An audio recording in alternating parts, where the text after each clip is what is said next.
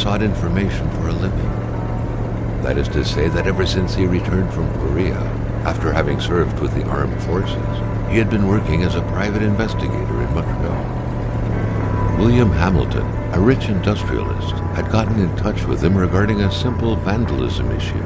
Nothing to write home about. Not worth hiring a private eye either, just so he can drive for hours on rough roads. But that's how it had always been. The client pays, Carl gets it done.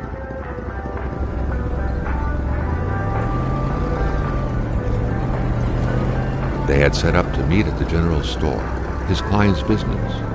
Well, actually, the entire village had William Hamilton's name written all over it.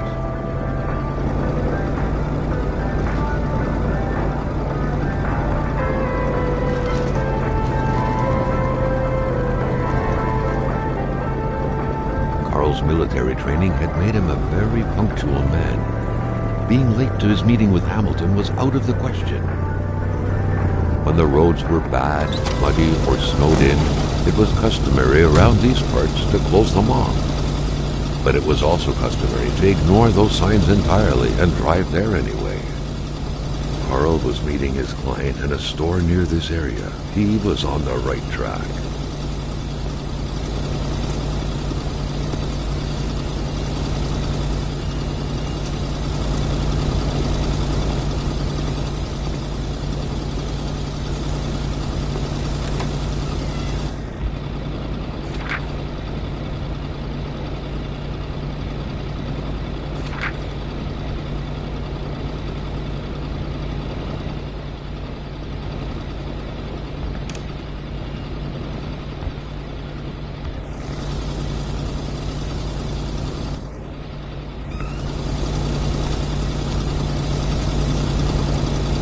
Hamilton never mentioned a road-blocking barrier.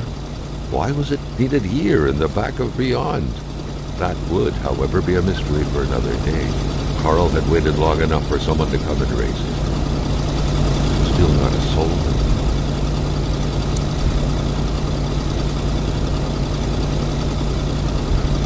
Besides, there was no point in waiting any longer. Carl had to figure this one out by himself.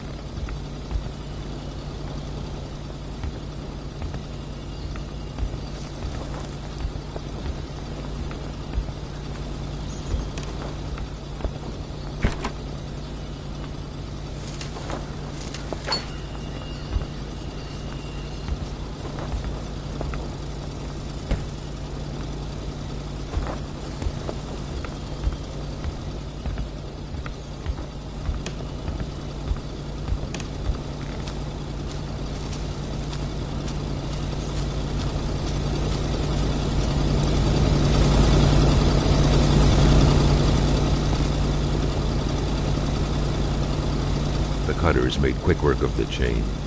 What better way to investigate vandals than to get into their shoes, Carl, the professional vandal thought, reveling in the irony of the situation. Hamilton is waiting for Carl in the general store.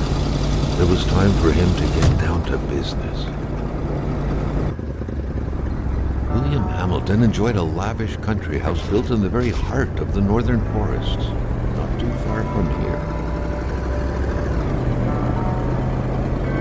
The local populace was divided when it came to the affluent men. Some saw a wealthy philanthropist dedicated to improving the region's economy. Others an aging Englishman who would do anything to further his fortunes. And those ones hated him enough to go on about scheming against him. Hamilton had recently acquired a few local businesses, but the last straw was the reopening of a mine, which gave rise to a wave of protests and threats from the Cree people. Given these circumstances, Carl reckoned that a good number of people must be feeling compelled to oppose Hamilton in one way or another. So far, only the industrialist's house had been a target, but soon enough, Carl thought, the target would become the man himself.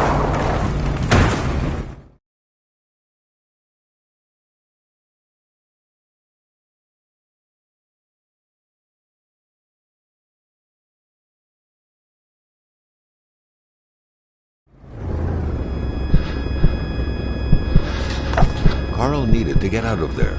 The cold and the pain required urgent care.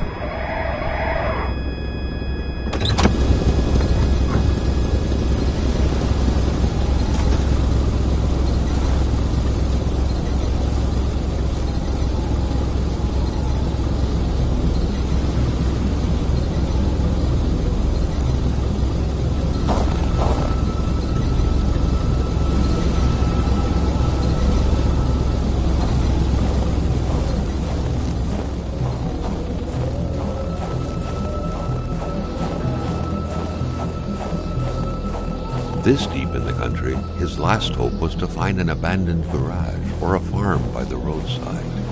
His life depended on it.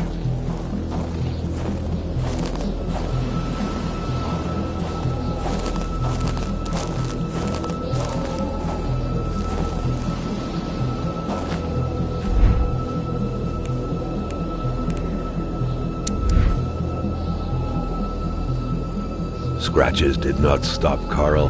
His mother would be so proud.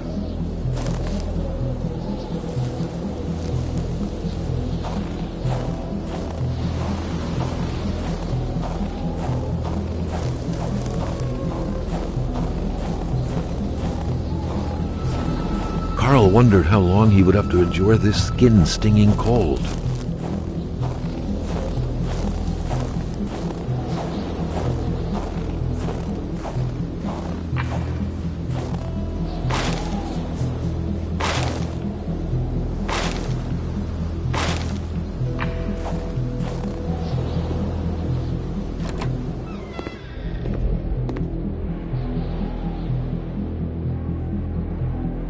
Even better than he had hoped. Carl Faubert had succeeded once more, and was now on his way to new adventures.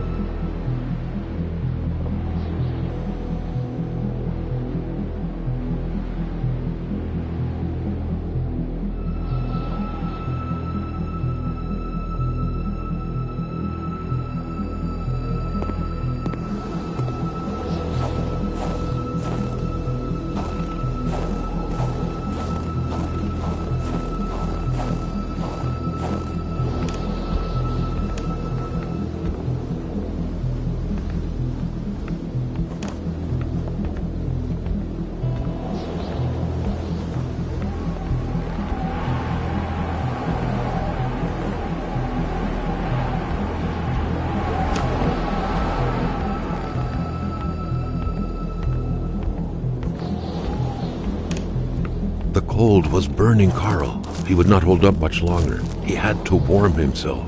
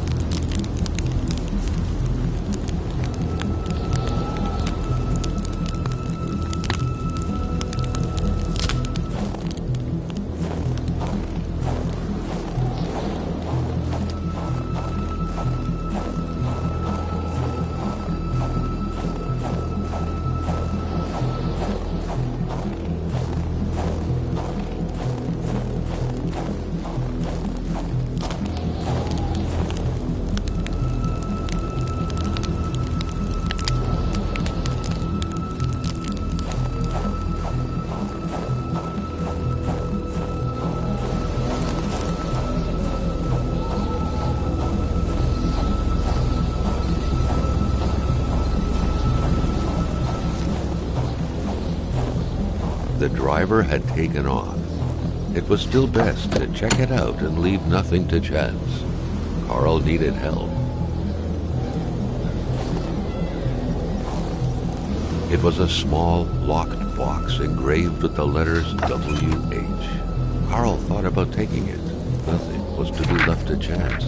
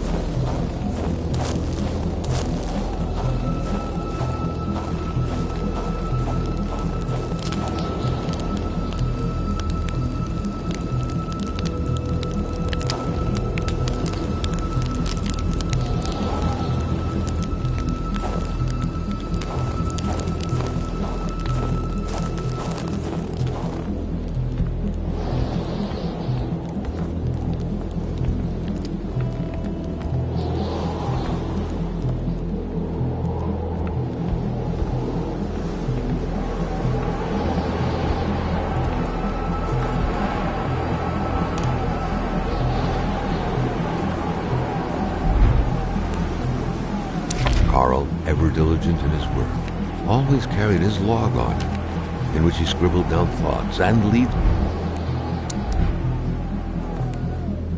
alike during the course of his investigations.